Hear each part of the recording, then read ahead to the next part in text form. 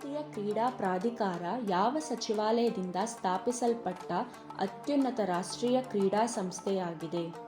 ಯುವಜನ ವ್ಯವಹಾರ ಮತ್ತು ಕ್ರೀಡಾ ಸಚಿವಾಲಯ. The Sports Authority of India is the apex national sports body established by which ministry? Ministry of Youth Affairs and Sports.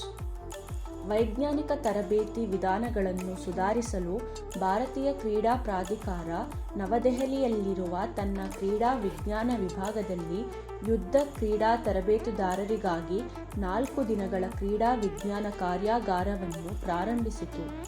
Bharat ಕ್ರೀಡಾ ಪ್ರಾಧಿಕಾರ ಭಾರತ ಸರ್ಕಾರದ ಯುವ ವ್ಯವಹಾರ ಮತ್ತು ಕ್ರೀಡಾ ಸಚಿವಾಲಯದಿಂದ ಸ್ಥಾಪಿಸಲ್ಪಟ್ಟ ಭಾರತದ ಅತ್ಯುನ್ನತ ರಾಷ್ಟ್ರೀಯ ಕ್ರೀಡಾ ಸಂಸ್ಥೆಯಾಗಿದೆ. 1982ರಲ್ಲಿ ನವದೆಹಲಿಯಲ್ಲಿ ನಡೆದ 9ನೇ ಏಷ್ಯನ್ ಕ್ರೀಡಾಕೂಟದ ಪರಂಪರೆಯನ್ನು ಮುಂದುವರಿಸಲು ಇದನ್ನು 1984ರಲ್ಲಿ ಸ್ಥಾಪಿಸಲಾಯಿತು. ಭಾರತೀಯ ಕ್ರೀಡಾ ಪ್ರಾಧಿಕಾರ ಭಾರತ ಸರ್ಕಾರದಿಂದ ಸಂಪೂರ್ಣವಾಗಿ ಧನಸಹಾಯ ಪಡೆದ ನೋಂದಾಯಿತ ಸಮಾಜವಾಗಿದೆ.